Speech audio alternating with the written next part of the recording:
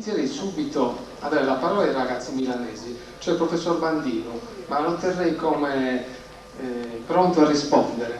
Le domande le poniamo noi oggi. Perché volete essere salvi? Il nostro intervento fondamentalmente si articolerà in due parti. Una è la storia, diciamo, della nostra lista, perché l'abbiamo creata, perché ci siamo impegnati e perché abbiamo vinto le elezioni. E poi affronteremo le scottanti tematiche che Bandino affronta nel suo libro. Dunque, 1991, Milano, andavo a scuola così un giorno, un po' di nebbia, 3-4 gradi centigradi, giubbotto allacciato, mi avvicino al mio liceo e sulla strada, in fondo, vedo questo ragazzo, era lui, si avvicinava cantando Non posso riposare e io mi sono avvicinato e gli ho detto: ma allora sei sardo anche tu? Lui: sì, pure tu sei sardo, così. Vieni che ci beviamo un caffè, abbiamo iniziato a parlare. Siamo diventati amici. Dopo 5 anni, 1996, Milano, scuola Parini, fuori, cartelloni, elezioni al Parini. E Davide mi dice: ma perché non facciamo una lista anche noi? Io scherzando gli rispondo: ma sì, come la chiamiamo, lista sarda? E lui mi fa: sì, perché? Non c'è niente da ridere. Va bene, ci siamo messi a lavorare il giorno seguente, abbiamo stilato un programma ben articolato, abbiamo fatto le nostre proposte, abbiamo puntato il nostro intervento nell'assemblea è stato piuttosto ironico e poi però anche intelligente, e abbiamo fatto delle proposte tipo il corso di lingua sarda di cui parlava il giornalista, e abbiamo proposto un finanziamento ai minatori del Sulcis, e poi archivi vari, la biblioteca della scuola, ristrutturazione all'interno della scuola, insomma proposte tutte di tipo culturale. Abbiamo invitato anche poeti contemporanei nella nostra scuola, della linea lombarda, tipo Tiziano Rossi, Maurizio Cucchi, eccetera. E ci siamo subito dichiarati un'assemblea super partes, cioè non ci siamo schierati politicamente. Perché? Non ci siamo voluti schierare né a sinistra né a destra, perché volevamo far capire agli studenti che in una scuola si poteva collaborare tutti insieme per creare qualcosa di utile e di buono, mettendo da parte la politica intesa come la intendono gli studenti, e cioè soltanto lotta, rivoluzioni, eccetera, eccetera. Noi, sotto il motto di Forza Paris, avanti tutti insieme, famosa Brigata Sassari, abbiamo deciso di lavorare per la scuola, per noi e per la scuola. Ma che cosa c'è dietro la lista sarda? Perché l'abbiamo voluto creare? Perché questa esigenza di etichettarsi sardi? Innanzitutto una risposta alla marcia secessionistica che Bossi ha fatto sul Po. E poi anche perché siamo attaccati alla nostra isola per le nostre tradizioni. Mio padre è di Tempio Pausania, mia madre di Bosa e sua madre di Galizia. Noi ci vogliamo collegare subito alla questione tradizione, trattata da Bandino nel suo libro. La tradizione per i giovani lombardi a Milano è qualcosa di indefinito. Non sanno cosa sia, non l'hanno mai toccato, viste e sentite. È per questo che noi abbiamo pescato nella tradizione sarda ciò che secondo noi era migliore. Abbiamo subito pensato ai pregi del sardo, all'ospitalità, abbiamo pensato alla sincerità, a quei valori, ai valori della famiglia, che ormai sempre di più nelle zone industrializzate come Milano, una metropoli che ormai dimentica sempre più le proprie radici della tradizione. Noi abbiamo voluto legare ciò che di sardo è meglio, e non possiamo negarlo perché il sardo ha una tradizione eccezionale, e noi abbiamo apprezzato appunto questa tradizione che il sardo ha prodotto in tutti i suoi anni, e appunto i valori che ne comportano. Poi affronteremo la tematica della lingua, e su questa tematica passerei la parola a Davide che vi illustrerà il nostro lavoro.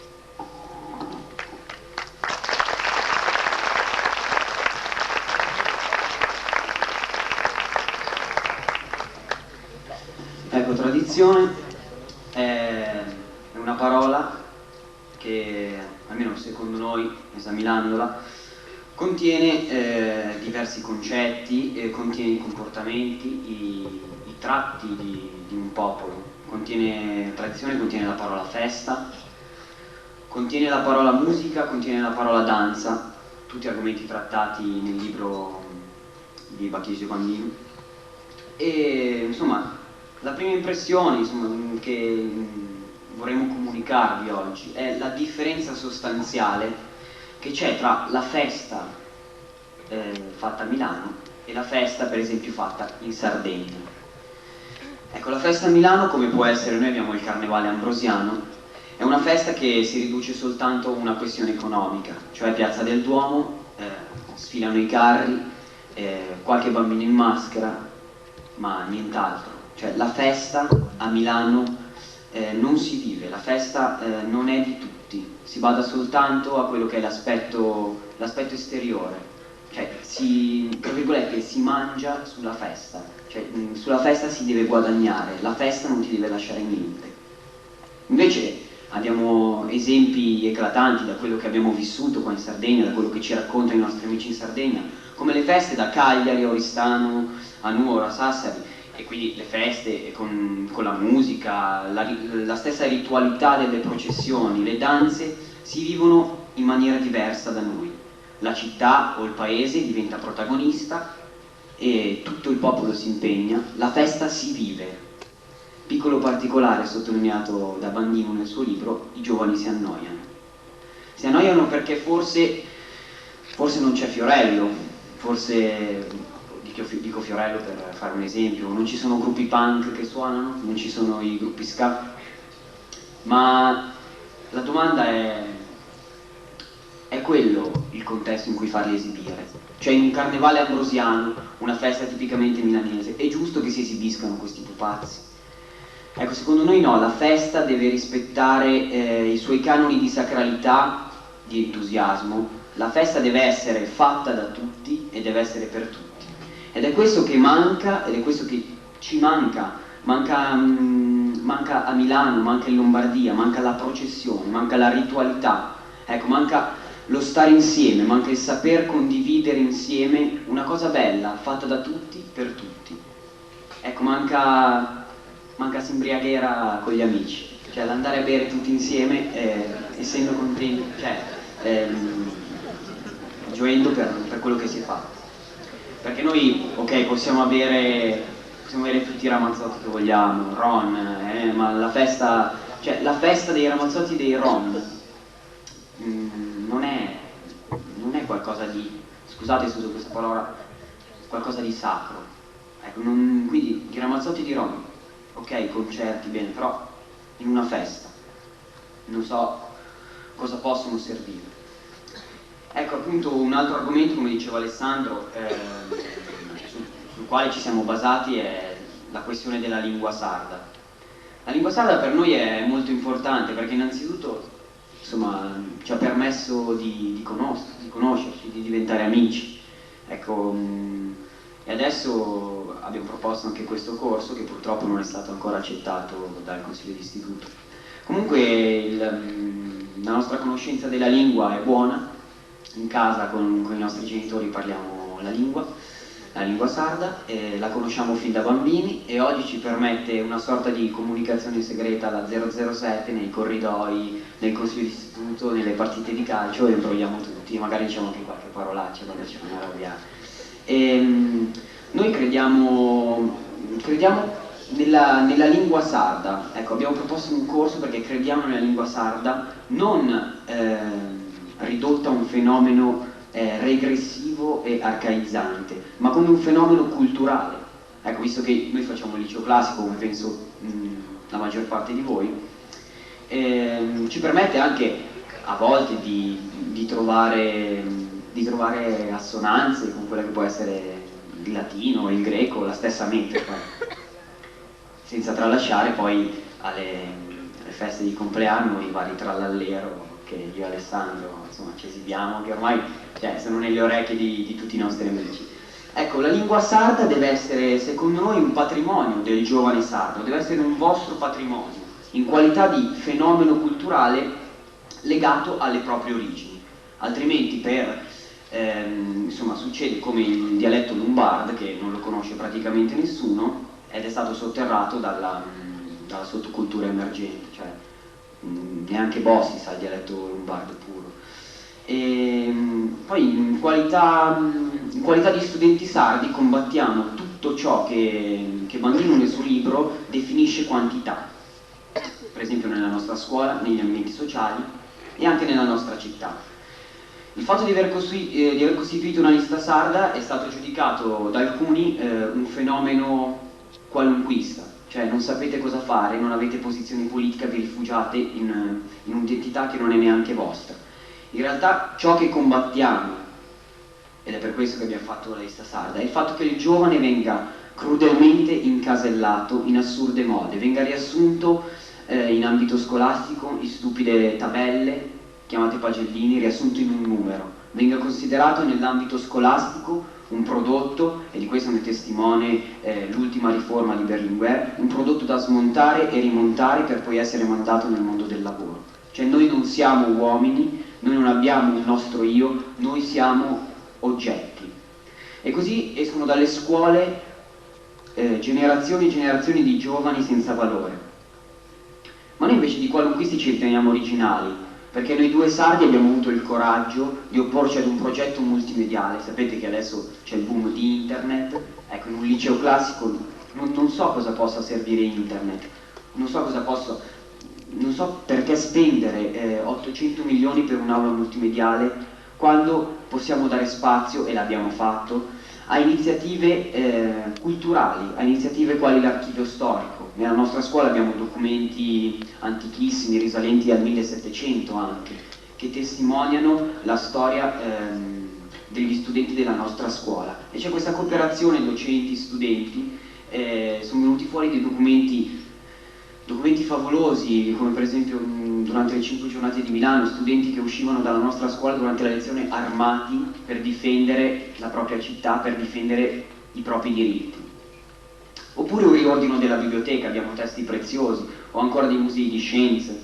Ecco, azioni che avvicinano il giovane alla vera cultura, facendo del ricordo di una volta, cioè facendo del ricordo quello che una volta era l'obiettivo del liceo classico e scientifico, formare il giovane culturalmente, e attenzione, importantissimo secondo me, socialmente. Cioè uno esce dal liceo classico, può sapere tutto il greco che vuoi, tutto il latino che vuoi, ma se non ha imparato a vivere, se non ha imparato a stare con gli altri, se non ha imparato determinati lavori, il greco che ha imparato, il latino che ha imparato non servono assolutamente a niente. Ecco, per questo vogliamo sottolineare che secondo noi sono le figure qualitative e non le figure quantitative che emergeranno nel futuro prossimo. Bandino affronta anche nel suo libro la questione globale e la questione locale. Ecco, noi siamo pseudo-globali, abbiamo la nostra opinione: Milano globale, Sardegna locale. Il primo pensiero che ci viene in mente è questo: ma noi, io e Alessandro, sardi e milanesi nello stesso tempo, siamo globali o locali? Ma cos'è questa globalità milanese? Ecco, la globalità, dal punto di vista, non è qualcosa di bello. A Milano abbiamo cinema, i bei negozi, discoteche, pub, ne abbiamo molti, certo anche a Cagliari, insomma tutto ciò che può far divertire un giovane. Però abbiamo tutto questo, possiamo fare tutto questo, possiamo divertirci, ma cosa importa se a Milano, siamo stati a un convegno ultimamente sulle droghe, il 60% dei giovani milanesi fa uso di acidi e di trip? Cosa importa se poi una percentuale altissima di giovani non ha il lavoro? Cioè essere globali è brutto, è triste, hai tutto ciò che vuoi, hai fast food, hai megastore sportivi, e poi ti rendi conto di essere soltanto una pedina commerciale della tua città. A Milano ti sfruttano, a Milano sono sempre tutti globali e tristi, mai un ciao, detto un ciao alla sarda, detto bene con calore, con affetto, un sorriso, cioè sempre tanta fretta, tanta voglia di scappare, devo prendere la metropolitana, devo andare al lavoro, devo andare a casa a consumare l'ultimo prodotto, e la sera a volte ci si sente più soli, ecco, più inutili, ci si telefona, poi magari ci viene anche la nebbia, depressione totale. Ecco perché io e Alessandro viviamo passivamente quella che è la globalità lombarda, ci manca il calore, manca l'affetto che può opporre resistenza al consumismo dilagante. Ma secondo noi essere globale è un'altra cosa, essere alla moda è un'altra cosa. Essere globale significa saper leggere Diabolic e saper leggere Saffo o saper leggere Dante, significa saper leggere il giornale Unità, significa avere la forza di farsi 2 ore di fila all'ufficio di collocamento, alla ricerca di un lavoro, significa portare la tua ragazza sia in discoteca, sia in un pub, oppure una sera a guardare la luna e le stelle. Ecco, essere globali significa interessarsi, non importa a chi, a che cosa, sia alla musica, al teatro, ai computer. Ecco, significa interessarsi e avere la grinta e la voglia di accettare ciò che ti propone il consumismo, di accettarlo attivamente e di saper trasformare in concreto e utile per noi ciò che è cultura. Spiego meglio questo concetto. A Milano è venuta fuori la moda, penso anche qua, dei fly rapper, cioè corrente giovanile che disegna sui muri, fa le cosiddette tag o murales, ecco. E naturalmente i negozi e i mass media su questa cosa qua ci mangiano molto, cioè vai in un negozio, vendono tutti i pantaloni larghi, determinati tipi di musica, bombolette di tutti i tipi. Ecco, a Milano tutti fly rapper adesso, tutti che vanno nei negozi a comprare, quando in realtà non si sono neanche informati di cosa c'è dentro il movimento rapper, di cosa c'è dentro il movimento fly. Cioè, il movimento fly è iniziato nel Bronx, negli Stati Uniti, c'è dietro la rabbia di scrivere qualcosa sul muro. Ecco, ma cosa ci interessa se poi, tanto mi interessa l'esteriorità, mi interessa farmi vedere che io sono un fly, non per quello, cioè riconosciuto non per quello in cui credo, ma per quello che sono esteriormente. Ecco, è il discorso di accettare attivamente e di trasformare in concreto e utile quello che la cultura passa, è maggiormente fattibile secondo noi in un ambiente locale dove ci sono basi ben solide, e queste basi ben solide le riconosciamo nella tradizione e nel folklore, nella lingua e nella musica, che mancano al giovane di oggi e che lo fanno annoiare. Il giovane sardo di conseguenza non deve sentirsi escluso dalla società e dalla sua evoluzione, ammesso che si senta escluso. Tuttavia non deve neppure trascurare gli usi e i costumi locali, che gli permettono di setacciare criticamente tutto il globale che gli piomba addosso. Con questo processo, secondo noi, il sardo riesce a far coesistere, tra l'altro a suo vantaggio, il locale e il globale.